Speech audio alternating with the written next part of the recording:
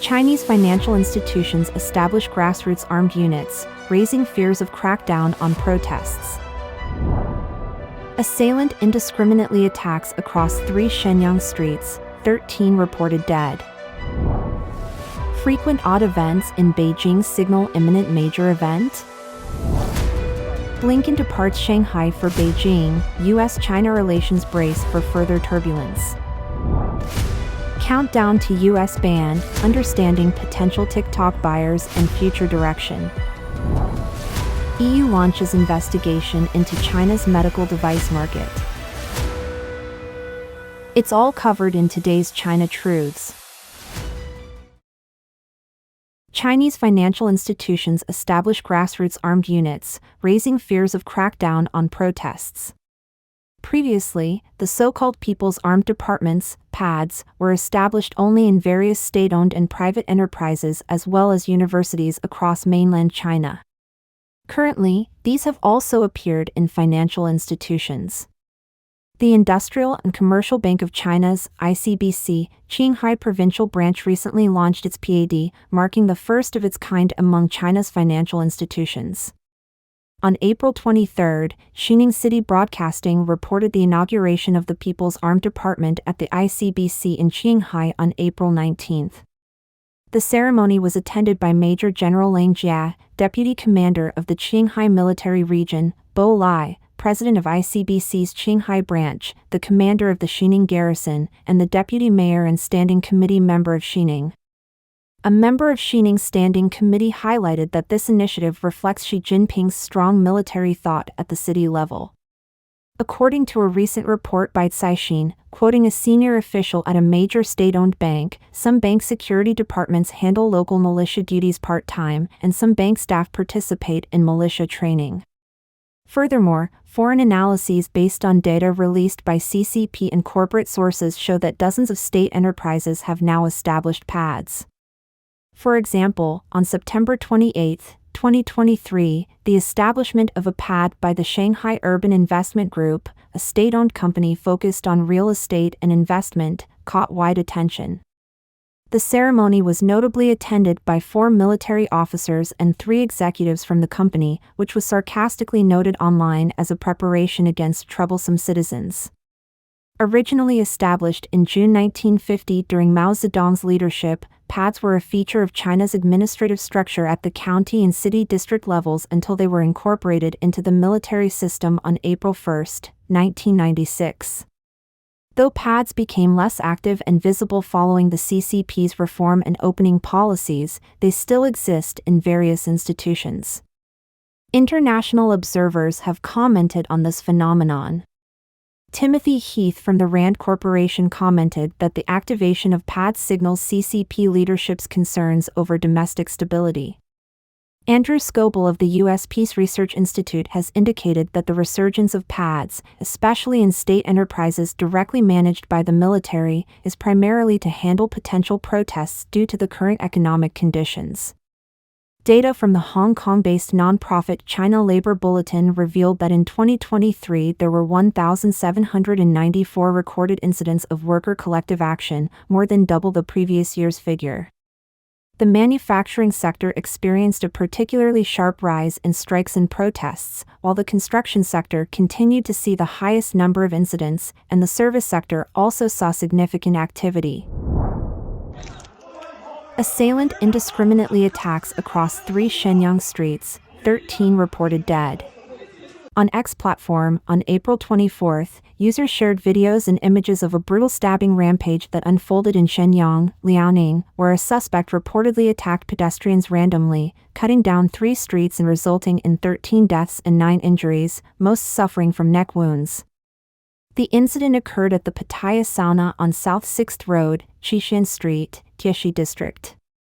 The assailant is said to have continued his attack along the street following the initial incident. Footage depicts a strong police presence outside the club with numerous ambulances and medical staff treating the wounded. Conversations captured in screenshots indicate the chaos. At Pattaya, a man went on a stabbing spree, and emergency services swarmed the site, including SWAT. He targeted guests and staff over a lost item. Following the incident, mainland social media platforms were inundated with comments from users, one of whom remarked, "The emergency room at Hospital Number 8 is swamped, and it's terrifying."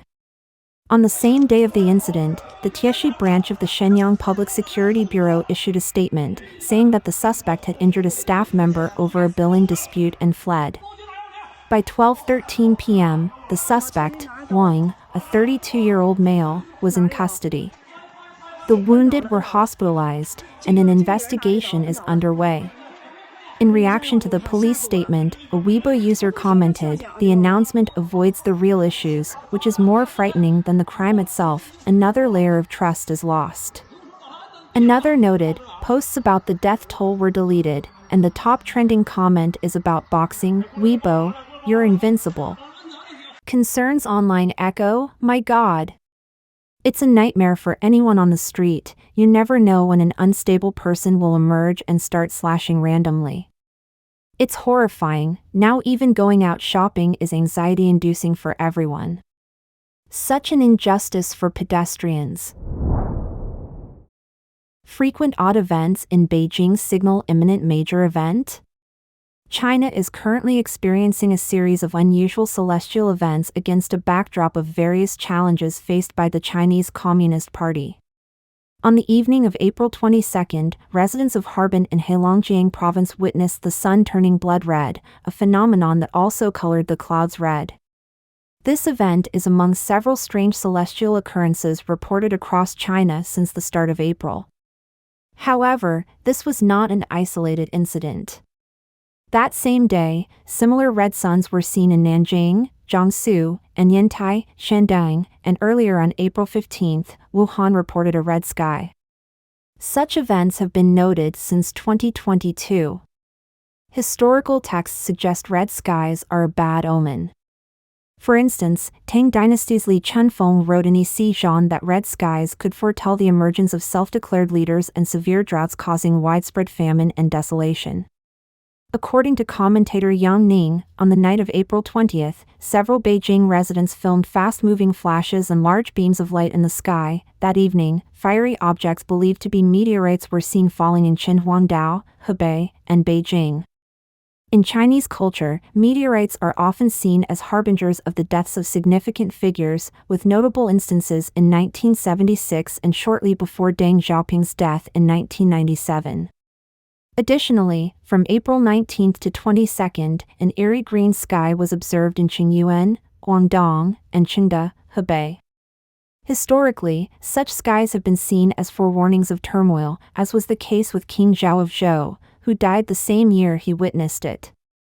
Yang posits that the recent green skies could be ominously linked to Xi Jinping's aggressive military preparations, potentially indicating a dire outcome if conflicts over Taiwan escalate. Yang asserts that the array of unusual signs since April signals impending significant events, potentially indicating dire times ahead for China's supreme leader.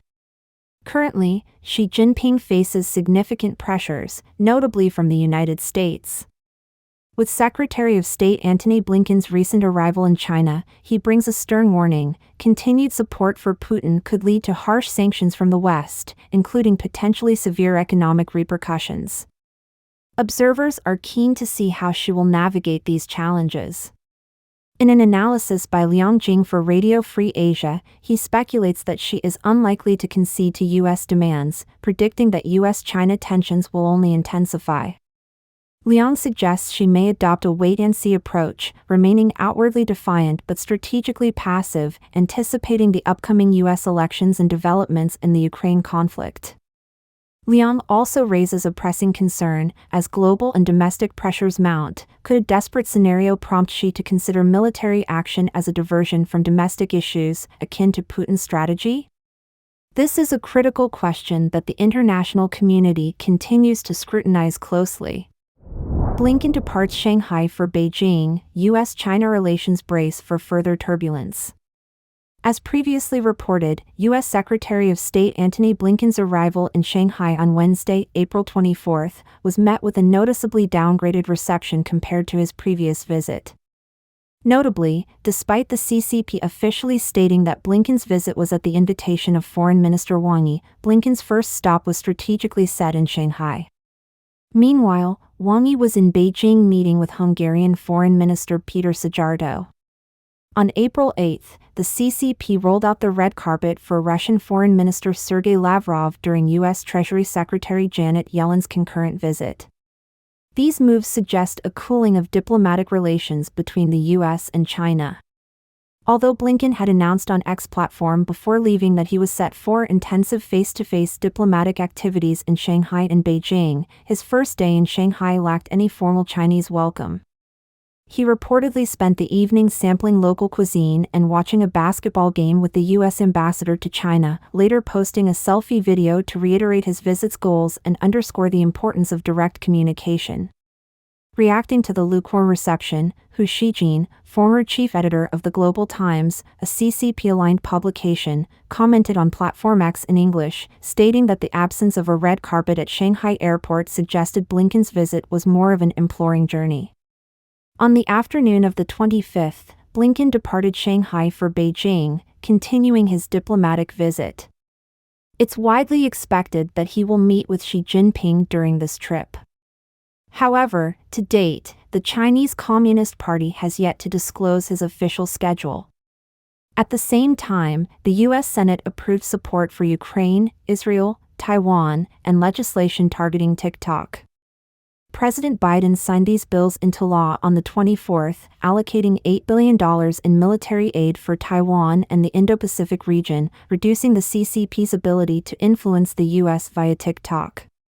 Additionally, as we've reported previously, the U.S. is preparing sanctions that could disconnect certain Chinese banks from the global financial system, potentially removing them from the SWIFT network for aiding Russia's military actions.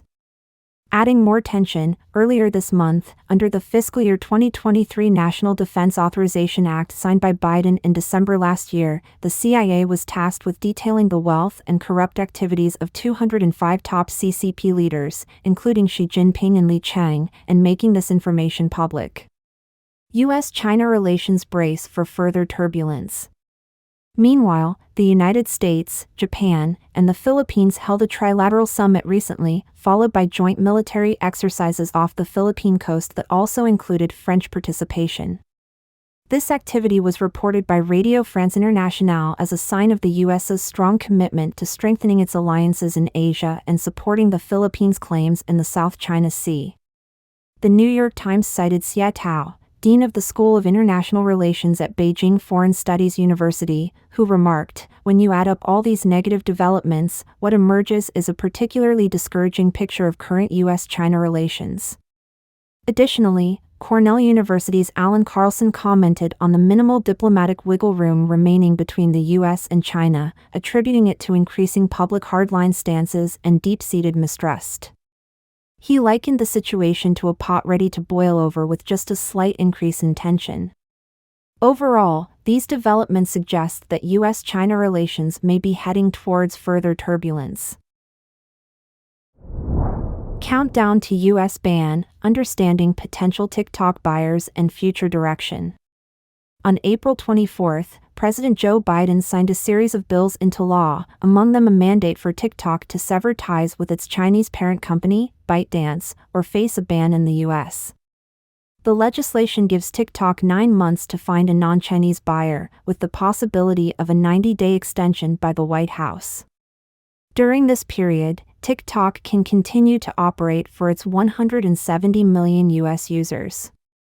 In response, TikTok plans to robustly defend its rights in court, arguing that the law infringes on free speech. The company is optimistic about its chances, having successfully fended off a similar ban under Trump in 2020. Potential buyers for TikTok. Acquiring TikTok won't be straightforward. Firstly, TikTok's global popularity means only buyers with significant resources could afford such an acquisition. Secondly, antitrust issues may prevent tech giants like Meta and Google, who already dominate the social media market, from purchasing TikTok. Even Microsoft, the world's most valuable company and owner of LinkedIn, would be subject to intense regulatory scrutiny. Oracle may consider making another attempt to buy TikTok. What if no buyer is found? If the court doesn't intervene, the deadline for selling TikTok, including an extended 90-day grace period, would be approximately 1 year from April 24th of this year. After this deadline, TikTok would disappear from Apple and Android app stores in the US, and crucially, the app would not receive any updates or bug fixes. Essentially, without updates from ByteDance, TikTok would inevitably decline, though ByteDance might also choose to simply shut it down. What's China's stance? China is vigorously defending TikTok in its struggle to continue operating in the US. Beijing is particularly opposed to Chinese companies being forced to divest their most prized assets, including highly sought-after algorithms, fearing that setting such a precedent could lead other Chinese companies to face similar fates. Who would benefit? Should TikTok ultimately face a ban, Meta and Google would emerge as the obvious beneficiaries. Both these giants have developed their short video platforms, Reels and YouTube Shorts, which have been gaining stability in the US market as TikTok grapples with growing uncertainties that alarm the public. EU launches investigation into China's medical device market. The European Commission has launched an investigation into China's medical devices market. In detail, the Commission announced in a news release on April 24th, the probe was in response to measures and practices in the Chinese procurement market for medical devices which discriminate unfairly against European companies and products. The probe is the first under the EU International Procurement Instrument, which aims to promote reciprocity in access to international public procurement markets. It follows long-running complaints from European companies and governments over access to the Chinese market. The Commission said it decided to take action after previously raising the concerns with the Chinese authorities over the issue but receiving no satisfactory replies or actions. The Commission will look into whether the Chinese regime's measures and practices could create barriers to restrict EU firms' access to China's medical devices market. If the investigation finds that the Chinese regime imposed unfair practices, it could lead to the bloc placing restrictions on Chinese medical device companies bidding in EU public tenders, ranging from giving a lower score for bidding to full exclusion. The EU's official journal listed several alleged unfair practices and measures implemented by China's state-run entities at the local and central government levels. These include policies that favor domestic procurement, restrictions on the importation of medical devices, and conditions in China's centralized procurement process that lead to abnormally low bids, making it difficult for profit-oriented companies to compete. The European Commission's preliminary assessment indicates that these measures create systemic disadvantages for EU economic operators by favoring domestic products and implementing discriminatory procedures for imported goods. As a result, EU companies face significant hurdles in accessing China's public procurement market for medical devices, leading to a de facto exclusion of foreign suppliers. The Chinese regime has long used non-market measures, such as substantial subsidies, favorable loans, and tax incentives, to support its domestic firms at the expense of foreign companies. The value of China's medical technology market was estimated at $145 billion in 2022, as reported by Bloomberg, referencing data from the Mercator Institute for China Studies. Among the prominent players in this industry are European giants such as Siemens and Philips. Chinese exports of medical devices to Europe increased by more than 100% between 2015 and 2023.